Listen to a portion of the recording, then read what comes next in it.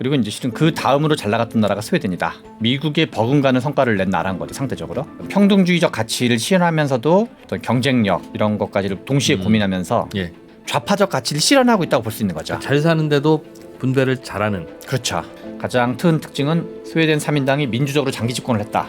1920년부터 32년까지 한 12년 중에 8년을 연정을 했었고, 이게 약간 내 나라다, 그리고 내가 주류다, 내가 잘 국정 운영은 내가 주인이기 때문에 나라도 좀 뭔가 이렇게 주인다운 생각을 해야 된다. 우리나라가 이제 경쟁적 정치 환경이 되면 1%, 2%, 3%로 이제 표차가 움직여서 집권 당락을 왔다 갔다 한다. 예.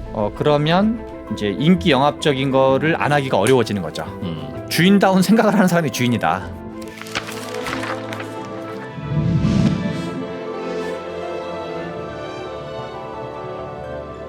네, 신성장경제연구소 최병천 소장과 함께하는 어디서 못 들어보던 재미있는 경제 이야기 들어보고 있습니다. 오늘은 지난 시간에 이어서 네. 스웨덴의 기적이 네. 어떻게 가능했는가의 이제 후편이겠어요. 네. 지난 시간을 굳이 정리를 해보자면 스웨덴은 기본적으로 사회주의가 기반인, 네. 빨갛고 파랗고 나누면 기본적으로는 빨간 나라다. 맞습니다. 소련의 영향을 많이 받기도 하고 국민들의 생각 그 자체도 약간 그런 그 빨간색이 강한데, 네. 그 빨간색이라고 하니까 우리나라 정당은 색깔이 좀 바뀌어 있어서 네. 그렇긴 합니다만 네. 전체주의, 공산주의, 뭐 사회주의 쪽에 오히려 좀 가까운 나라인데, 네. 그럼에도 불구하고 동구권의 실패를 겪지 않고 높은 경제 성장률과 높은 소득을 이룬 배경에는 네. 기본적으로 거기에 자본주의 시장 경제의 마인드를 꾸준히 이식시켜서 네. 경제 성장을 이루는 것이 지속 가능한 분배와 사회주의를 네. 만들어내는 길이라는 사실을 정치인들이 비교적 먼저 깨닫고 시도했던 것에 있었던 것 같다는 네. 이야기를 해주신 것 같아요. 맞습니다. 오늘은 그래서 그 이후에 스웨덴은 얼마나 잘 나갔는가 하는 네. 걸 보면서 정리를 좀 해보죠. 보여주시는 그래프는 뭡니까? 지금 이제 그래프부터 좀 먼저 보시면요. 1960년대부터 최근까지 이제 1인당 GDP 그래프인데요. 국민 1인당 GDP. 예. 스웨덴, 프랑스, 독일, 이탈리아, 영국, 미국. 우리 이제 프랑스, 독일, 이탈리아, 영국은 G7 국가이기도 하죠. 여기 예. 일본과 캐나다를 집어넣으면 딱 G7이 되는 건데요. 예. 이런 보라색 계통이 미국이고 1인당 GDP는 정말 미국은 정말 대단한 나라인데요. 그 인구가 3억이 넘으면서도 이렇게 꾸준히 GDP가 올라가고 있고 꺾이지도 않아요. 아주 살짝 이제 그 말씀하신 대로 그쪽 꺾이지도 않죠. 그리고 이제 실은 그 다음으로 잘 나갔던 나라가 스웨덴이다. 네. 여기가 이제 이렇게 표시를 해놨는데요. 스웨덴이 이렇게 해가지고 어떻게 보면 이제 미국에 버금가는 성과를 낸 나라인 거죠, 상대적으로. 미국보다 높았던 시점도 있었고, 요 시기에는. 높이는 날랐는데 살짝 꺾이는 것 같기도 하고 스웨덴도. 그러나 네. 그리고 여기 이제 80년대 미국, 스웨덴 이제 금융위기를 겪거든요, 한번. 예. 이때 한번 좀 팍 꺾이고, 유럽들도 약간씩 이제 버블을 겪어서 한 번씩 꺾이는데요. 그래서 이 어떤 평등주의적 가치를 실현하면서도 어떤 경쟁력 이런 것까지를 동시에 고민하면서, 예. 사실은 우리가 이제 나름 또 유럽에서 잘 나가는 나라가 이제 프랑스, 독일, 이탈리아, 영국 이런 나라들인데, 예. 그 나라들 정도보다는 1인당 GDP 소득이 높다. 그래서 미국에 버금갈 정도의 일정한 정도 소득을 갖고 있는 나라다. 그래서 여기는 실은 뭐 절대 뒤지지 않는 이 자체가 되게 매우 이제 경이적인 건데요. 예. 그리고 이거는 이제 같은 건데, 그래서 이제 2021년도 기준으로 보면 1인당 GDP, 미국이 2021년 기준으로 7만 달러 1인당 GDP가, 우리나라는 참고로 지금 한 3만 5천 달러 정도 되거든요. 예. 그러니까 미국은 인구가 그 3억이 넘는데 아무튼 7만 달러여서 우리나라 한 2배 정도 되는 나라고요. 네. 그다음에 이제 이런 독일이 5만 1천 달러인데 스웨덴이 한 대략 한 5만 9천 달러 가까이 돼가지고 독일, 영국, 프랑스, 이탈리아보다도 이제 상대적으로 꽤 잘 살고 있다. 예. 그래서 이제 나름 경쟁력을 계속 유지하면서 일정한 정도의 국민들이 어떤 고소득을 유지하고 있는 것 자체가 대단한 일인 거죠. 예, 이때가 살짝 이제 미국이 금융위기를 겪은 직후, 글로벌 금융위기를 겪은 직후에 살짝 이제 미국이 이제 스웨덴한테 뒤진 적이 있었고요. 예. 나머지는 뭐 대체로 미국이 좀 더 앞서고 있고, 이거는 이제 평등도인데요. 그래서 이제 그 중에서 가처분 소득은 세금을 걷고 복지 혜택을 다 준 다음에를 이제 가처분 소득이라고 표현하고요. 그 이전에는 시장 소득이라 보통 표현하는데, 오늘 시각적으로 좀 보기 편하게 약간 역순으로 잡아놨어요. 예. 그래서 미국, 영국이 가처분 소득으로 불평등이 좀 큰 여기서 이제 불평등이 좀 큰 거를 의미하는 건데요. 예. 불평등이 좀 큰 편이고 여기 스웨덴, 핀란드, 노르웨이, 덴마크 이 나라들 다 이제 북유럽 국가들인데요. 북유럽 국가들이 대체적으로 불평등이 좀 적은 편이다.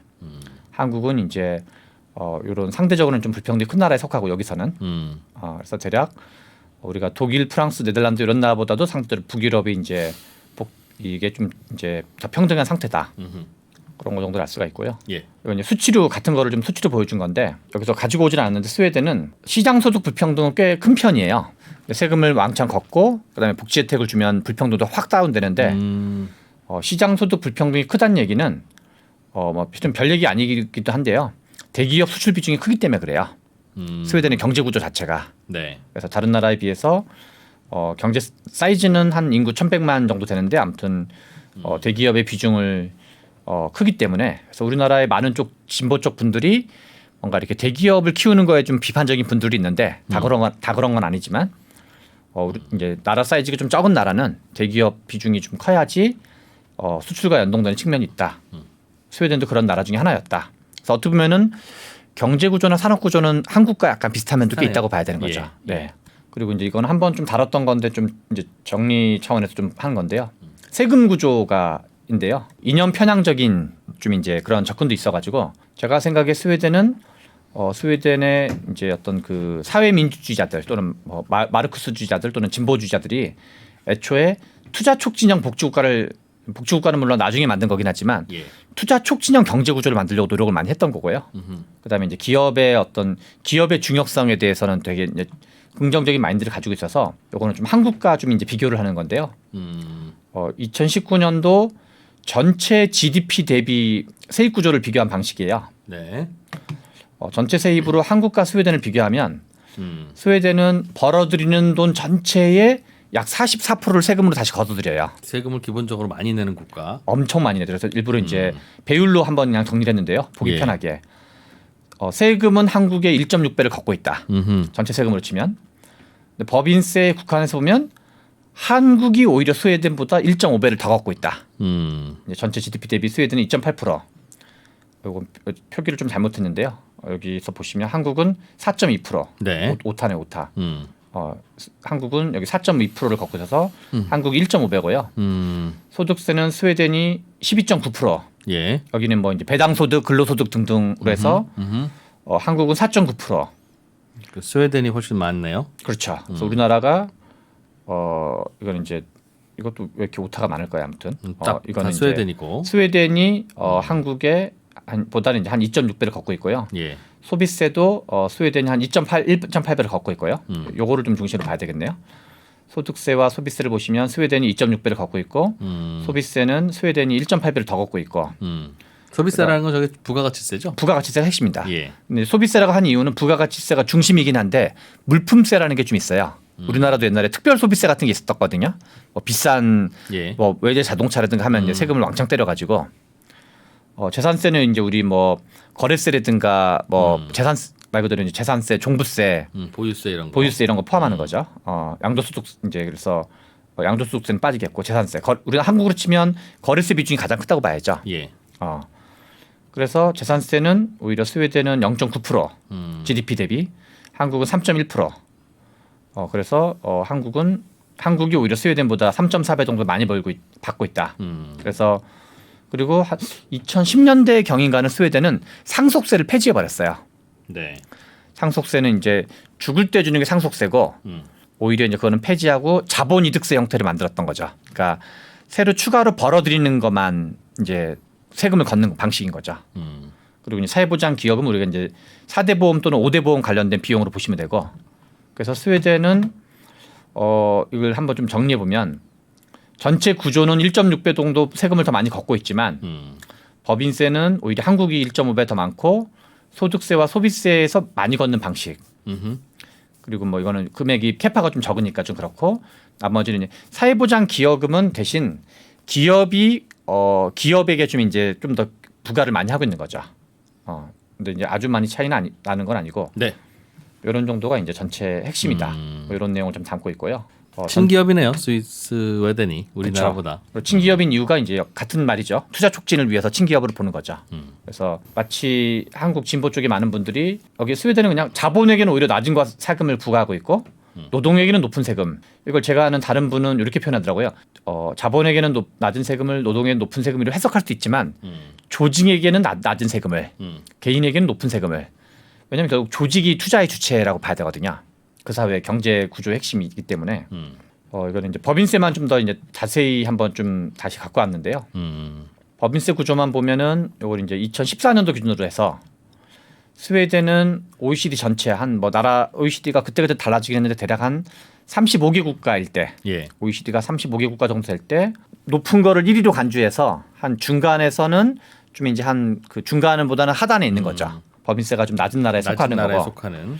예. OECD 평균은 11.2%였거든요. 2014년도에. 그래서 노르웨이는 좀 약간 뭐 과정은 좀 모르겠는데 원래도 노르웨이도 세금이 낮은 편이었어요. 예. 65년까지는. 근데 뭔가 뭐 그 유전이 개발돼서 그런지 뭔지는 잘 모르겠지만 이때부터 갑자기 법인세를 팍 올렸더라고요. 요 시기부터. 그래서 지금은 노르웨이가 법인세가 제일 많은 나라로 돼 있는데요. 그리고 덴마크가 제일 적은 나라. 한 이제 5.3% 정도.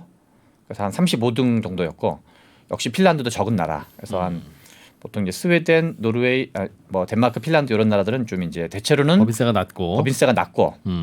그리고 이 나라들이 이제 평등도 앞에서 봤던 것처럼 평등주의는 가장 평등한 나라예요. 그래서 이프로님이 이제 지난 시간에 스웨덴은 이제 좌파가 만든 우파 국가로 표현했는데 그렇게 보기가 좀 어려운 게 이게 이제 미국은 불평등도가 크지만 이 나라들은 그 불평등이 가장 낮은 축에 속하는 거기 때문에 좌파적 가치를 실현하고 있다고 볼 수 있는 거죠. 잘 사는데도 분배를 잘하는. 그렇죠. 그래서 소득도 높고 분배도 높다라는 거는 이제 명백한 거로 볼 수 있는 거죠. 물론 그거는 인구 사이즈가 적은 것도 미칠 수는 있어요. 그 나라들이 대략 한 적은 나라는 한 400만 명, 많은 나라는 한 1,100만 명 정도 되거든요. 그래서 그리고 어떤 동질성이 좀 강한 나라를 볼 수 있는 거죠. 미국 같은 나라는 어차피 되게 다민족 국가고 예. 다민족, 다인종, 다종교 국가인데 여기는 이제 종교도 비교적 유사한 나라고. 그래서 이렇게 보시면은 이제 편의상 이거를 제가 스웨덴, 노르웨이, 덴마크, 핀란드를 보통 이제 사회민주주의 정당들이 주도했던 나라들이고 독일은 기독교 민주당이 좀 주도했던 나라고 영국, 미국은 약간 이제 자유주의적 전통이 강한 나라고 여기 이제 아시아에 일본, 한국 이렇게 일부러 이 나라들만 가지고 왔는데요. 법인세와는 관계 없네요, 그게. 그렇죠.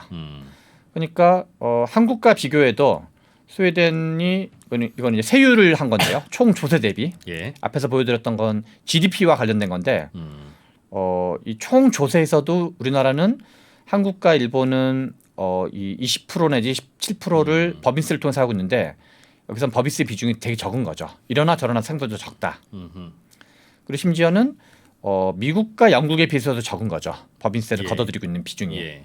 그래서 우리가 이제 마치 진보는 법인세를 높이면 진보고 법인세를 낮추면 보수로 생각하는 건데 그거는 사실이 아니다. 법인세를 높일 수도 있고 낮을 수도 있고 여러 가지 정책적 고려를 할 수 있으니까 일도양단할 거라고 생각하지는 않는데요. 무조건 낮은 게 무조건 옳고 높은 게 무조건 나쁘다 이렇게 생각하지도 않지만 다만 이게 이제 높고 낮들을 진보 보수로 평가하기는 어렵다. 그래서 사회민주주의 성향의 북유럽 복지국가 대체로 낮은 편이고 노르웨이 정도는 예외지만 그래서 심지어는 삼인주의 국가들이 좌파 정당의 집권이 거의 한 70% 80% 이상 되던 나라들이 자유주의 보수주의 나라들 여기서 자유주의는 미국과 영국을 좀 의미하고 보수주의는 독일을 대표적인 모델로 하는 건데 그리고 아시아와 비교해도 마찬가지로 그래서 높인 법인세 이퀄 진보라고 하는 거는 좀 상관관계가 많이 떨어진다. 근데 그렇게 판단했던 가장 중요한 이유는 수출 중심, 대기업 중심, 투자 중심 세계관을 아주 강하게 갖고 있었기 때문에 그렇다고 볼 수 있다. 그다음에 이제 부가가치세, 그냥 줄여서 부가세라고 표현했는데요. 이 나라들은 다 공통점이 부가가치세가 엄청 높습니다. 그래서 우리 지난번에 이제 이프로님 표현에 의하면 이재용 씨가 예컨대 술을 먹건 이프로님이나 제가 맥주 한 잔을 먹건 소비 이제 부가가치세는 똑같이 뛰는 거죠. 똑같다는 거죠. 똑같이 예. 뛰는 거죠. 그리고 이제 한국은 한국은 OECD 국가를 통틀어서도 이례적으로 부가가치세가 낮은 나라로 볼 수 있습니다. 그리고 심지어 일본은 부가가치세가 없다가 나중에 이제 부가가치세를 최근에. 한 예. 30여 년에 걸쳐 가지고 1989년부터 이제 최근까지로 해서 30여 년에 걸쳐서 10%를 올렸고요. 그러다 보니 GDP 대비 법인세 비중이 높은지도 모르겠어요. 어떤 점에서요? 원래 세금이라는 건 법인세, 소득세, 부가세 이게 세금의 그렇죠. 그게 한 거의 70% 정도 차지합니다. 그게 되게 비중 큰데 3대 어떤 메이저 세금으로 봐야죠. 부가세를 잘 안 걷는 한국, 일본은 네. 그럼 개인 소득세랑 법인세에서 더 얻을 수밖에 없으니 그렇죠. 법인세한테 많이 의존하게 되는 거겠죠. 그렇죠. 그래서 복지 관련 책들을 보면 우리나라가 공공 복지 지출이 낮다 이런 게 거의 모든 뭐 복지 관련 책들이 항상 나와요. 근데 거기서 세금이 적다라는 얘기는 잘 안 하고 있죠. 그래서 복지가 높은 거는 세금을 많이 걷기 때문에 그런 거다. 그걸 항상 잊지 말아야 될 거고. 유럽은 대체로 특히 이제 북유럽 3인주 국가들은 유럽 중에서도 조금 더 높은 편이다. 부가가치세가. 그래서 이렇게 한동안 많은 분들이 한국도 진보 쪽 분들이 부가가치세는 역진적이다. 그러니까 직접세를 많이 걷어야 된다. 그런 게 얘기를 했는데 꼭 그렇지도 않은 게 걷기는 똑같이 걷더라도 그 어디다가 지출하는지에 따라서 이거를 복지비 지출로 주로 많이 쓰게 되면 어떤 소득 재분배 효과를 가질 수가 있다. 걷는 것 자체는 뭐 그 맥주 한 잔 먹을 때 이프로님이나 저나 뭐 이재용 씨는 이렇게 똑같이 걷는다 하더라도 지출을 어떻게 하느냐의 용도에 따라서 다만 이제 세원이 좀 넓어지는 거죠. 네. 세원이 넓어지고 투명해지는 효과가 있기 때문에 스웨덴 복지국가의 특징을 크게 뭐 여러 가지가 있겠지만 5가지 정도를 한번 정리해봤어요. 가장 큰 특징은 스웨덴 3인당이 민주적으로 장기 집권을 했다. 그래서 1920년부터 32년까지 한 12년 중에 8년을 연정을 했었고 자유당이랑 이 자유당과 연정할 때 가장 중요한 매개고리는 보통 선거권을 매개로 한 정책이었어요.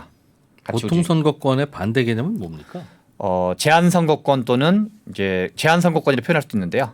그게 뭐죠? 재산이 많은 사람한테만 옛날에 투표권을 줬었어요. 그랬어요. 네, 영국에서 선거권이 1832년경에 한번 선거권을 이제 도입하는데요. 네. 1688년에 명예혁명이라는 게 벌어져요. 그 영국에서. 예. 그래서 그거는 그때도 이제 의회는 있었어요. 그래서 의회가 있었고 그때 의회는 소위 말하는 어떤 토지를 좀 많이 가지고 있고 그다음에 이제 상대적으로 뭐 부유한 상공인분들 이제 거의 이제 좀 대부르주아 같은 사람들만 있었던 거죠. 그래서 귀족 자체가 토지를 갖고 있는 사람들 거니까 토지 귀족과 이런 사람만 그걸 가지고 있다가 산업화가 많이 진행되고 산업자본주의가 많이 진행된 다음에 1832년부터 한 6차 선거법 개정에 의해 가지고 처음에는 부르주아만 투표권을 먼저 주고 그게 제 기억에는 한 1832년 선거법 개정인가 그렇거든요. 1800? 1832년. 예, 예. 그러니까 선거권을 확대하는 거에 모범적인 국가는 실은 영국이었어요. 예. 유럽 전체에서도 1832년 그다음에 46년, 67년 뭐 이런 식으로 몇 차례 걸쳐서 그래서 그러면 보통 선거권의 보통이란 말은 도시에 사는 사람과 농촌에 사는 사람. 그러니까 처음에는 부르주아와 노동자. 그다음에 영국 같은 경우는 그 영국 국교를 믿냐 비국교냐. 관계없이 다 투표가 처음에는 국교 믿는 사람부터 먼저 투표권을 줬어요. 국교 믿고 재산이 많은 사람만 투표권을 주다가 예. 나중에 점진적으로 국교를 안 믿는 사람도 투표권을 주고 부르주아가 아닌 사람도 투표권을 주고 처음에는 도시에 사는 노동자만 투표권을 주다가 농촌 노동자도 투표권을 주고 농촌 농민도 투표권을 주고 맨 마지막에 영화 중에 뭐 저는 극장에서 되게 재밌게 봤던 영화 중에 서프러제트란 영화가 있어요. 그거는 그 1920년대 영국의 페미니스트들, 영국의 자유주의 계열의 페미니스트들이 우리에게도 투표권을 달라라는 부르주아 남편을 두고 있는 부인분들이 엄청나게 전투적으로 뭐 방화 같은 걸 포함해가지고 20세기 초였는데도 그랬나 보다. 방화 암살을 포함해가지고 그 이제 일종의 배운 여성들이었던 거죠. 배운 여성들이 왜 너네만 투표권을 갖냐?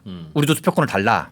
그래서 1900년대 엄청 그 격렬한 어떤 그 있었고. 운동을 해요. 스웨덴도 그런 여파로 인해서 네. 어디까지 투표권을 줘야 되느냐. 그렇죠. 그래서 그걸 보통 논란으로. 세계 역사에서 보통 우리가 약간 선진국 계통에 해당하는 나라들, 결국 유럽과 미국이 핵심인 건데 그런 나라들이 투표권을 갖게 되는 중요한 분기점은 1차 세계대전이 종전되는 시점이에요. 대체로 다. 예, 그래서 한 1차 세계대전이 1918년도 빼빼로데이 때 끝나는데요. 1918년 11월 11일 날이 1차 세계대전 종전일인데 예. 그 이후로 약 10년 가까이.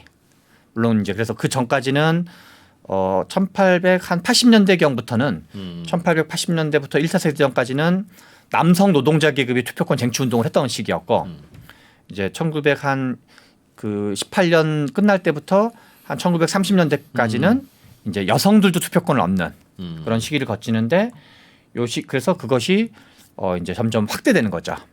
미국도 1차 세계대전이 끝나고 1920년대 경에 미국도 여성들한테 투표권이 부여되거든요. 네. 그런 것들이 좀 진행되고 그래서 1932년부터 76년까지는 연속 집권. 저는 뭐 아마 이렇게 많이 집권한 나라 흔치는 않을 것 같아요. 세계사를 통틀어서도. 그리고 이제 1976년부터는 지난번에 이제 이프로님이 말씀하신 것처럼 뭔가 이렇게 복지국가가 상당히 높은 수준으로 올라오면 복지국가로 인한 이러저런 폐해들이 좀 생기거든요. 예. 그래서 복지국가로 인한 폐해들이 생기면서 요 한 1970년대 중반부터는 보수와 진보가 약간 이제 돌아가면서 집권하는 뭐 이렇게 76년, 82년 보수가 집권했다가 거꾸로 또 한 82년, 91년은 진보가 집권했다가 다시 이제 보수 진보 이렇게 약간 퐁당퐁당식으로 예. 집권하는 거죠. 그래서 대략 1932년을 기준으로 대충 계산해 봤더니 1932년부터 8대2 정도. 그렇죠. 진보가 많이. 이제 3인당 계열이 80% 정도 집권했고 이제 연립정부를 물론 포함하는 건데요. 예. 이제 보수 정당 계열이 한 28대2 정도 집권했다. 그래서 이제 명백하게 이제 약간 특히나 우리가 뭔가 이렇게 세팅이라 그럴까요?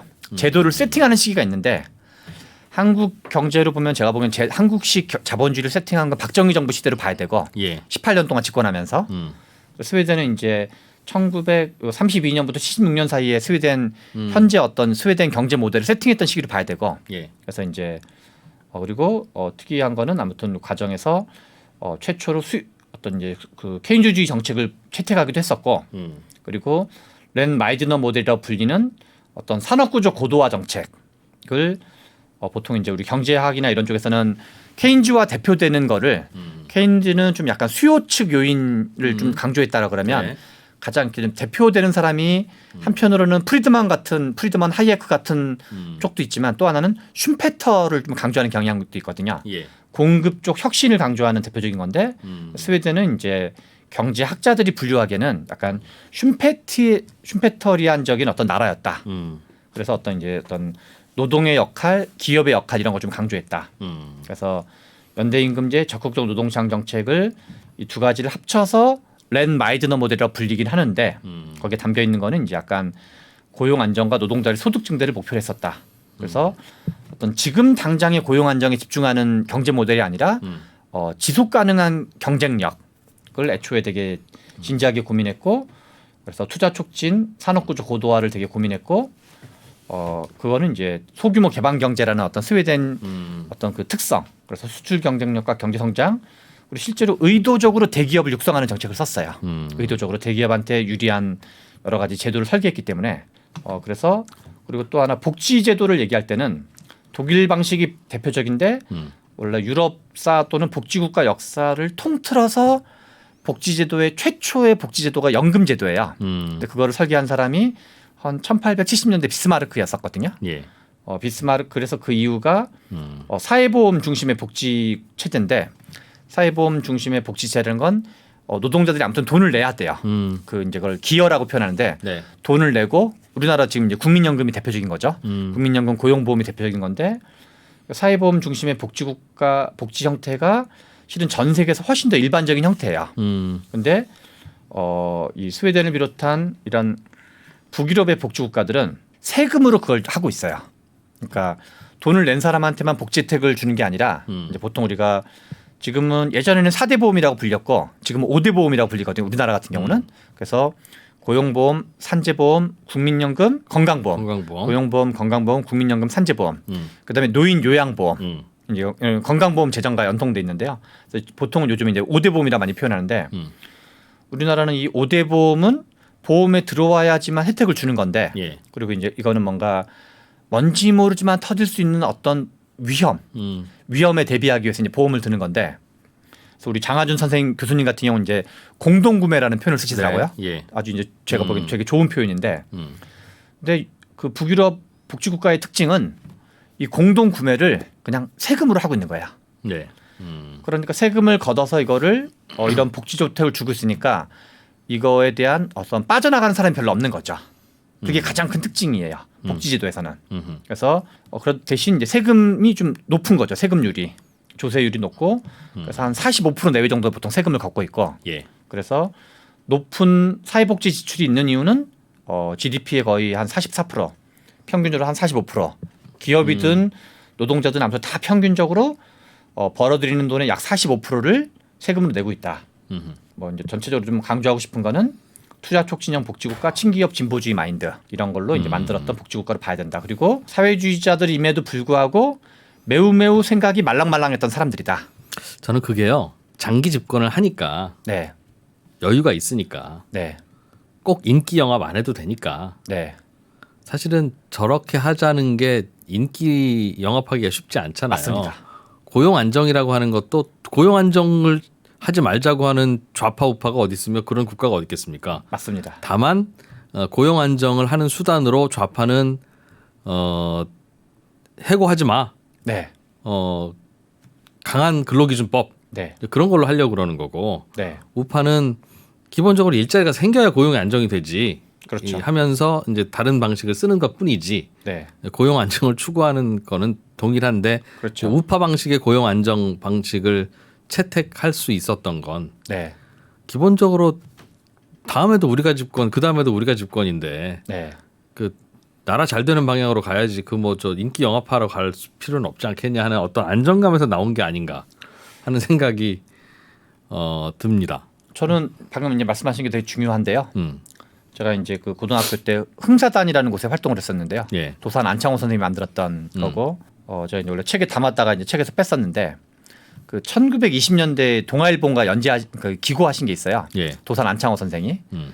이제 거기 주인과 나그네를 이제 구분하는 표현이 있는데, 이제 도산 안창호 선생은 뭔가 이제 실력 양성을 통해서 독립운동을 하는 거를 되게 이제 중시 여겼던 분인데, 예. 근데 그분이 얘기하는 것 중에 뭐가 주인이고 어떤 사람은 주인이고 어떤 사람은 나그네냐. 그 이제 근데 되게 간명한 얘기인데 주인다운 생각을 하는 사람이 주인이다. 그게 이제 도산 안창호 선생님의 핵심적인 얘기예요. 네. 우리나라가 이제 경쟁적 정치 환경이 되면 말씀하신 대로 1%, 2%, 3%로 이게 이제 표차가 움직여서 집권 당락을 왔다 갔다 한다. 예. 그러면 이제 인기 영합적인 거를 안 하기가 어려워지는 거죠. 이 경쟁 관계에서. 그게 이제 한 덩어리가 있고 또 한편으로는 이게 약간 내 나라다. 그리고 내가 주류다. 내가 그냥 주인이다. 우리나라는 내가 잘 국정 운영은 내가 주인이기 때문에 쟤네는 약간 포퓰리즘이거나 아니면 약간 좀 이상한 거 얘기하면 나라도 좀 뭔가 이렇게 주인다운 생각을 해야 된다. 근데 이제 그 두 가지가 모순되기도 하고 이제 좀 바뀌기도 하고 그러는데 그 두 가지가 제 보기엔 이제 좀 제일 중요하지 않나. 그래서 어떤 이제 주인다운 생각을 하는 마인드. 그런데 이 경쟁적 환경에서는 어떻게 그걸 해낼 거냐라는 어떤 이제 한국 민주주의 또는 어떤 이제 경제적 관점.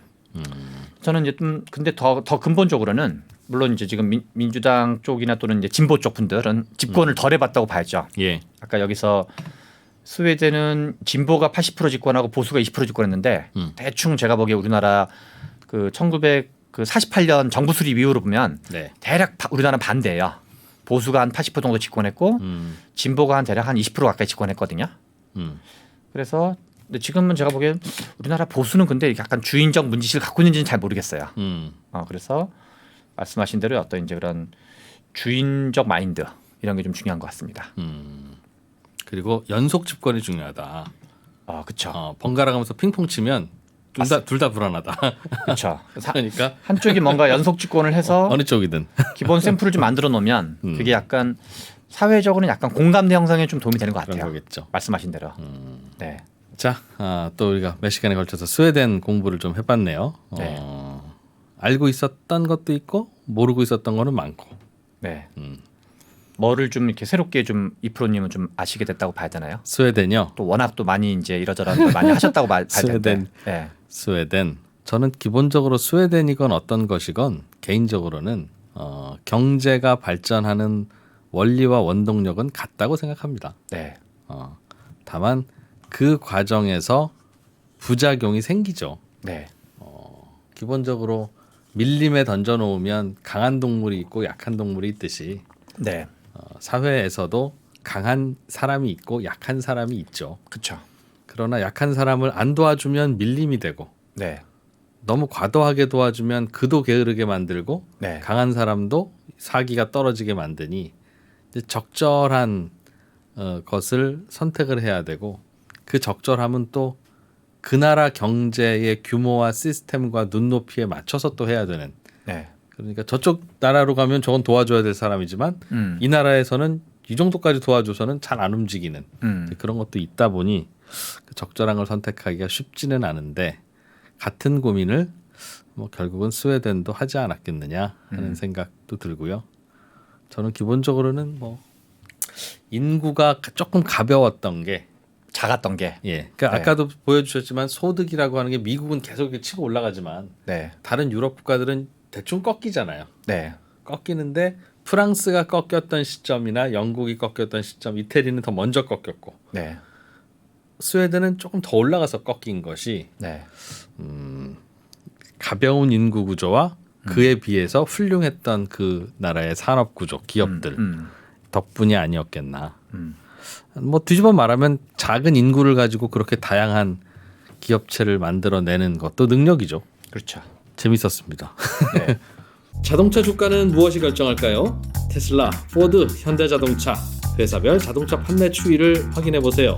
3프로TV 데이터 센터. 그러니까 저는 실은 이제 이 좋은 불평등이 여기 담겨 있는 게 이제 그 책에다가 뭐 그런 얘기를 많이 담진 않았으나 어떤 이제 그 기업의 중요성, 뭐 투자의 중요성 이런 거를 이제 좀 염두에 두고 있는 건데 실은 뭔가 우리가 이제 그 배웠던 것들이 있는데 한국 진보 내에서 유행하는 여러 가지 주장들이 있는데 사회주의가 90년대 소련이 망한 뒤로 뭔가 이제 유럽 모델, 유럽식 복지국가 모델을 공부하는데 많은 사람들은 유럽식 복지국가 모델을 공부할 때 약간 사회복지 관점에서 좀 복지국가 모델을 공부한 분들이 여전히 한국에서 지배적인 것 같아요. 예. 근데 저는 뭐 이제 경제학을 하기도 했고 복지국가 모델의 경제학적인 기초나 그 고민들은 뭐였을까 그런 걸 좀 이제 공부를 했었는데 상대적으로 그래서 이 이제 오히려 스웨덴 복지국가에 만들어지는 역사적인 과정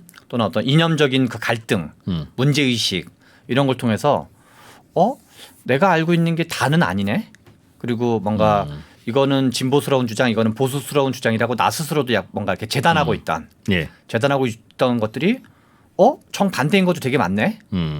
그런데도 평등과 연대 경제성장 뭐 이런 거를 동시에 달성했네. 그러면서 약간 좀 도그마를 깨는데 어떤 그런 뭔가 이렇게 경직적인 생각, 도그마를 깨는 게 오히려 저한테는 스웨덴 복지국가 공부에 특히 이제 그 경제 관점에서의 복지국가 스웨덴 모델에서의 가장 큰 어떤 이제 그 뭔가 밑바탕이 됐다 그럴까요? 그래서 한 그런 거를 일찍이 이제 그런 걸 좀 접했던 게 저 같은 경우 이제 90년대 후반 2000년대 초반이었었는데 주로 공부했던 게 그래서 그런 거가 좀 이제 뭐 진보 쪽에 있는 많은 분들도 이제 우리가 알고 있는 게 이렇게 어떤 건 진보 어떤 건 보수라고 이렇게 딱지 매겨놓은 게 꼭 그렇진 않다. 그럼 왼쪽에 있는 분들은 그러니까 성장을 더 어떻게 해야 될지를 고민해야 되고 성장, 기업, 투자 뭐 이런 것들인 거죠. 오른쪽에서 세상 바라보는 분들은 네. 그게 지속 가능하려면 또 분배가 잘 되어야 되고 맞습니다. 거기서 낙오되는 분들이 많지 않아야 그 많다 보면 결국은 혁명이 일어나는 거거든요. 그렇죠. 뭔가 사회에 대한 여러 가지 이제 어떤 그 저항들이 생기게 마련인 거죠. 그러니 세상이 일치라는 게. 서로의 약점들을 오히려 더 고민을 해봐야 되는 거다. 근데 스웨덴은 저는 돈 많이 벌고 잘 살아서 그 돈으로 복지한 줄 알았더니 네. 그게 아니라 기본적으로 저기는 굶어 죽어도 복지는 할 건데 네. 어떻게 하면 안 굶어 죽고 어떻게 하면 더 지속 가능한 복지를 할 거냐를 고민했던 것 같네요. 네. 특히 이제 약간 경제 성장에 환장한 좌파 정당이었다 그럴까? 제가 보기에는. 그런 것 같습니다. 네.